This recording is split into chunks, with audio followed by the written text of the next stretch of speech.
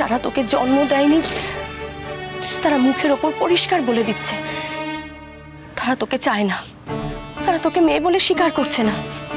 আর আরেকজন, তারাও তো তোকে জন্ম দেয়নি রে ফুলঝুরি, কিন্তু তারা তো স্বীকার করে নিচ্ছে তুই তাদের মেয়ে।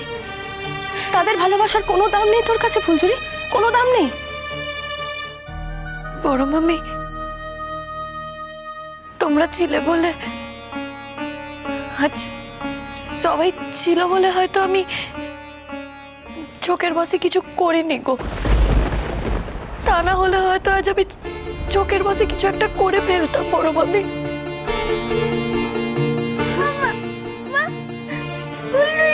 কেন করতে আমার কষ্ট হচ্ছে তো, আমার খুব কষ্ট হচ্ছে। কেমন করে কাঁদছিস কেন? আমার বুকের ভেতরটা কেমন করছে তো।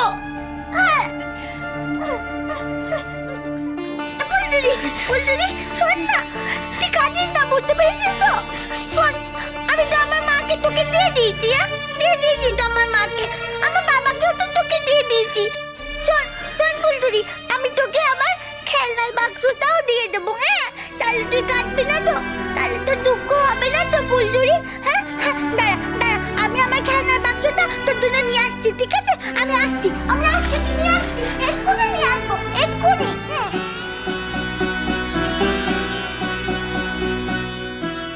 অবোধ মেয়ে আমার ফুলঝুরি, ওই খেলনার বাক্সটাই ওর জীবন। ছোট্ট থেকে ও সব কিছু দিয়ে দিতে পারে, সবাইকে সব কিছু, যে যা চাইবে, কিন্তু ওই খেলনার বাক্স কোনোদিন কাউকে দেয়নি, হাতছাড়া করেনি কখনো।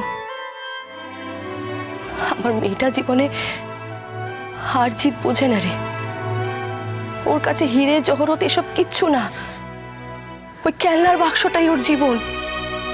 আর সেই খেলনার বাক্স ও তোকে দিয়ে দিতে চাইছে ফুলঝুরি। আমার মিনির ভালোবাসার কোনো দাম নেই তোর কাছে রে, হ্যাঁ ফুলঝুরি? আমি জানি তুই তুই একের পর এক অনেক আঘাত পাচ্ছিস, এই আঘাতগুলো তোর পাওয়ার কথা নয়, তাও পাচ্ছিস। কিন্তু ফুলঝুরি, মানুষ তো একদিন আঘাত থেকে উঠে দাঁড়ায়, বল, তাই না? তুই উঠে দাঁড়াতে পারবি না ফুলঝুরি? এই আঘাত থেকে তুই উঠে দাঁড়াবি না, বল? ফুলঝুরি, আয় ফুলঝুরি।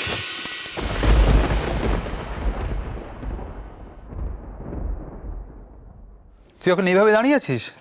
কখন থেকে এইভাবেই দাঁড়িয়ে আছে, কিছুতেই খেতে যাচ্ছে না, কি করি বলো তো?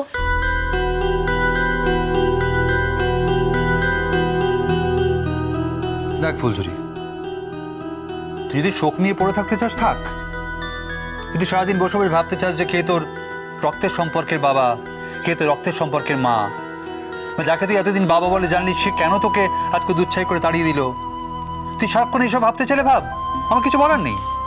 তোকে এগোতে হবে না, তুই যেখানে পড়ে আছিস সেখানেই পড়ে থাক। তোকে নিয়ে বাজি লড়াটা আমারই ভুল হয়েছিল। ছোট মামু,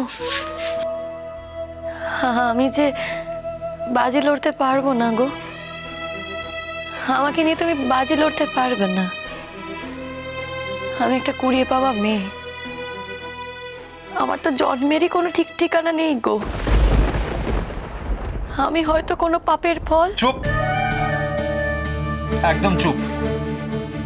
তুই গান গাইবি কে গাবি না সেটা তোর ব্যাপার, কিন্তু এই সমস্ত বাজে কথাটা একবারও যেন না আসেনি তোমার মুখে,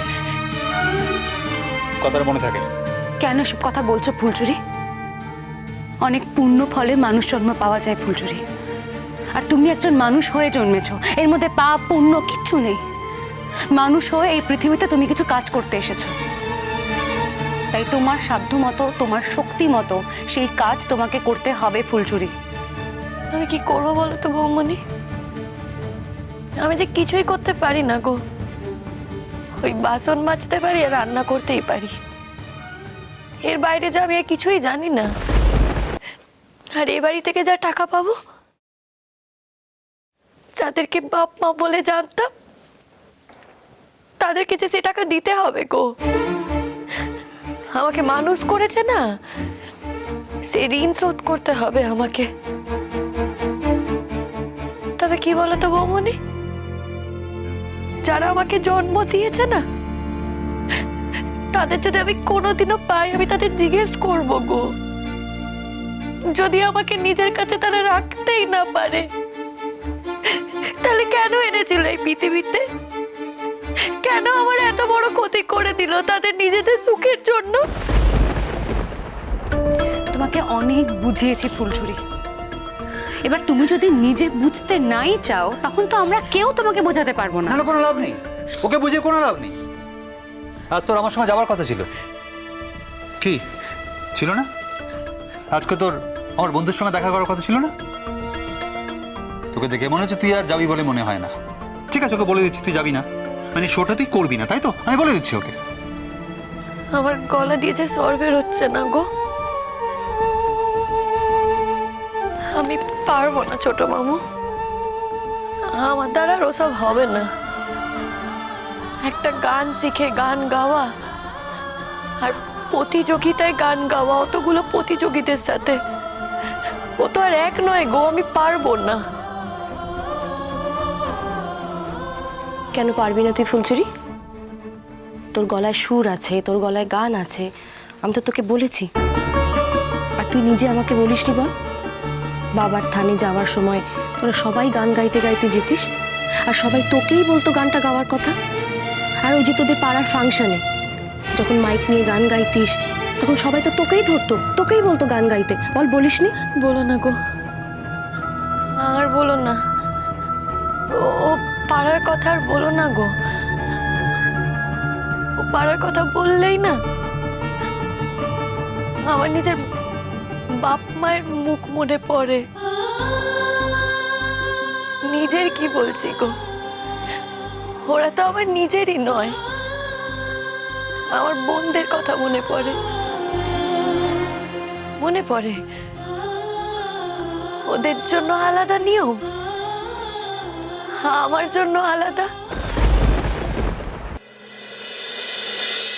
আসলে কি হলো জানিস, তুই আমাকে আরো একবার হারিয়ে দিলি।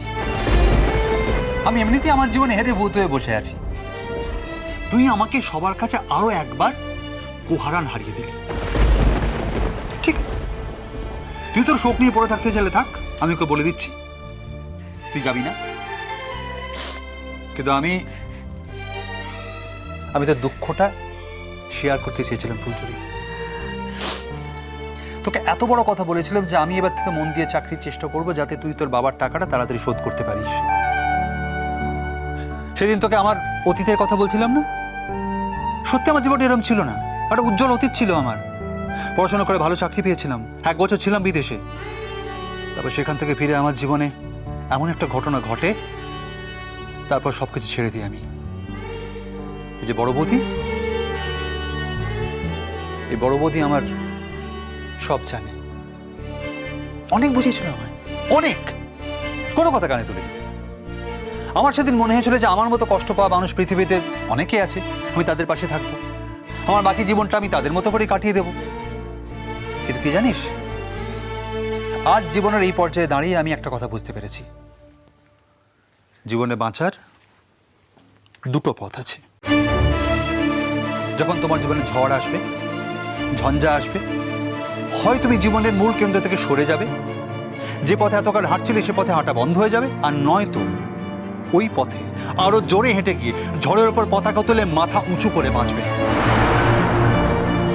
তুমি কোন পথটা নেবে সেটা তোমার ব্যাপার।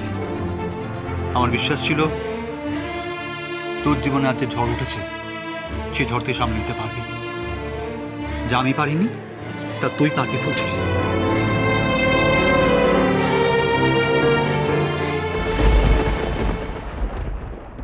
আমি লড়াইয়ের মাঠে নামবো গো, আমি লড়াই করব, আমি নামবো। আমি গানটা ভালোবেসে গাইতে চেয়েছিলাম চড়ুই, লড়াই করব বলে আমি এখানে গান গাইতে আসিনি। সেটা বললে তো চলবে না লালন, তুমি বড় জায়গায় নৌকো বেঁধেছ। নৌকাটা কিন্তু আমি বাঁধিনি।